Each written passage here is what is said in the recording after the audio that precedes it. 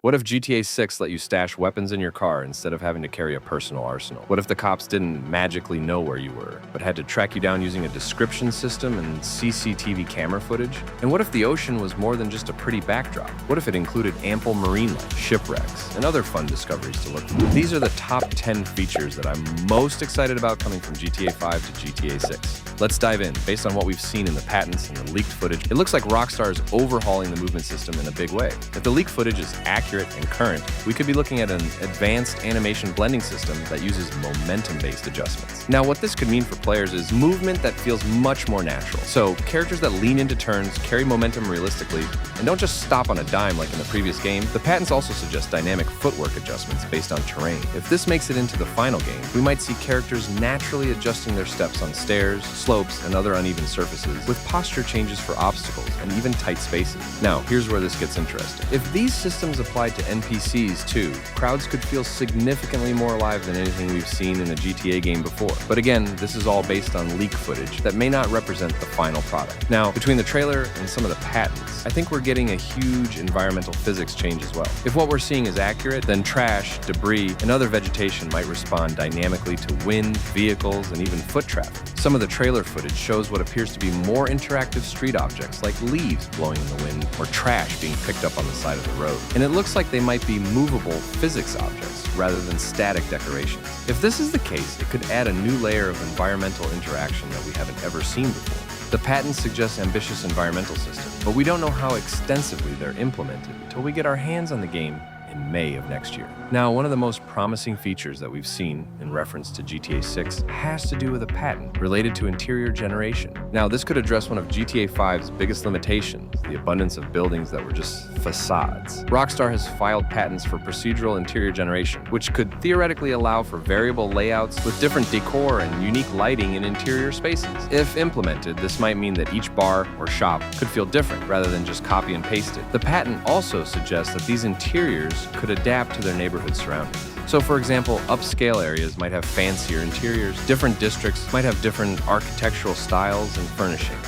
NPCs in these spaces might also behave contextually. What's interesting is that this patent isn't just about interior generation, it's about NPC tagging as well. The patent in its entirety is more of a tagging system. So it tags interiors with certain tags or descriptors that help the AI kind of generate what that interior should look like based on the tags associated with it. So wealthy, poor, dirty, clean, that kind of thing. The tagging system also helps with NPC variation as well. So if you go to a fast food restaurant, you'll see NPCs that sort of fit the description of your average fast food goer.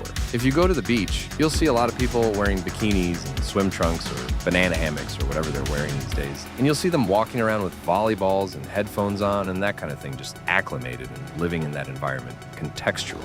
What we can say is that it looks like there will be a lot more interior spaces than GTA 5 offered, but the extent and sophistication of these systems remains to be seen. Now, this one's really exciting. Based on some of the leaks and the patent filings, it looks like the police system is getting a major overhaul as well. If you go back to the September 2022 leaks, you'll see various different clips that kind of give you a better idea how the police are going to behave in GTA 6. One of these clips revealed a description system with a countdown timer for when the police are going to arrive. So I think when you begin committing a crime, your description and the severity of that crime is going to determine how fast the police actually respond in that situation. If you're a known criminal and you match a description of somebody committing a crime previously, and the level of severity for the crime you're committing is rather high, you can expect the police to show up promptly. If you're just jacking somebody's car off the street, you may not get tagged right away. You may have time to take that vehicle wherever you're trying to deliver it and unload it before the police actually show up and start asking questions. By that time, they may have a description of your clothing, and you can just go and change your clothing. But this will allow you to employ actual evasion tactics like changing clothes and ditching vehicles, or even blending in with crowds. I'm still not convinced that window tint and other vehicle customizations won't play a factor in how quickly you're recognized by the police. Now, if you go to the GTA 6 website, you can see a clip towards the bottom of the character page that shows Jason and Lucia pulling a couple of handguns out of a trunk and tucking them into their waistband.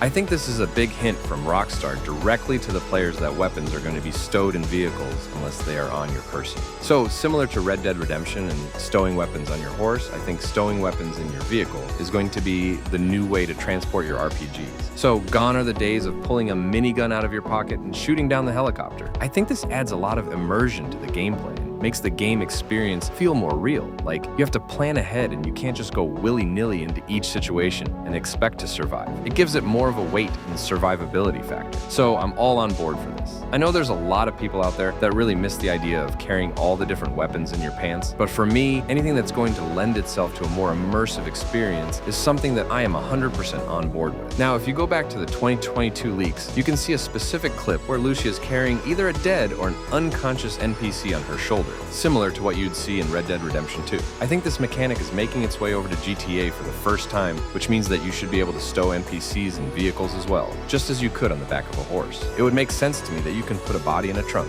I can totally see Rockstar giving us that option. Their goal is to make vehicles more impactful and more interactive, and their goal is to make the world feel more immersive. Then carrying a dead NPC and throwing them in the trunk before you go feed them to the fishes is something I can totally see Rockstar doing for GTA 6. Now, based on some of the patents that we've seen in the observed footage, it looks like NPCs in GTA 6 might have more sophisticated reaction systems. The patent actually suggests that NPCs could have variable responses based on personality and situation. Some might flee, others might freeze, some might resist or fight back or just look scared. Different weapons might even provoke different responses. An NPC might remember interactions over time, and this could create opportunities for a more realistic hostage situation or crowd control mechanic. Dynamic scenarios where managing witnesses becomes tactically important. Crowd control mechanics could mean that NPC reactions could affect your wanted level escalation, meaning effective intimidation might keep your heat level low. Like, for example, you could intimidate witnesses in Red Dead Redemption 2 and keep them from going and tattling on you. This might also be the case in Grand Theft Auto 6. I think anything that's going to make interactions with NPCs feel more immersive and dynamic is a win for GTA or Red Dead Redemption in general. So I'm 100% on board with this. I think it's super exciting. Now, since we keep bringing up the 2022 leaked footage, I want to bring up a very specific clip that we got back then, the diner robbery scene, where you can see Jason and Lucia actually holding up the clerk and performing crowd control tactics in the crowd to make sure that nobody runs out and notifies the police or pulls a gun or anything like that. It also looks like we're going to get a menu-based command system for Jason and Lucia. So what I mean by that is, if you're playing as Jason or Lucia and you want the other individual to defend or go get the car or do crowd control, you can do that. You can kind of give commands on the fly while you're doing whatever you need to do. So you kind of feel more like a team unit, as a Bonnie and Clyde situation should feel. It makes total sense to me that Rockstar would give us these mechanics. And it definitely is backed up by Game Roll's leak, where he talks about you'll be able to play as one or the other or both at the same time. This is one I find really exciting, especially if they give us the ability to send the other player out to go grab a car. Now, in the screenshots, we can also see that scuba diving is going to play a role. This is also confirmed by the leaks in 2022 and some of the other things that we've seen. It would make sense that in a game world based off of Florida, that you would have an ample marine ecosystem and activities to participate in out on the water. And based on what we've seen in the 2 leaks, it looks like there's also going to be shipwrecks, treasure sites, smuggling routes, and unique underwater locations. I also think we're going to be getting things like deep sea fishing, treasure hunting, and underwater photography, making life out on the water a whole other game in and of itself. This technical patent suggests that clothing might actually fit different NPC builds appropriately. Animation systems could adjust movement patterns based on character proportions.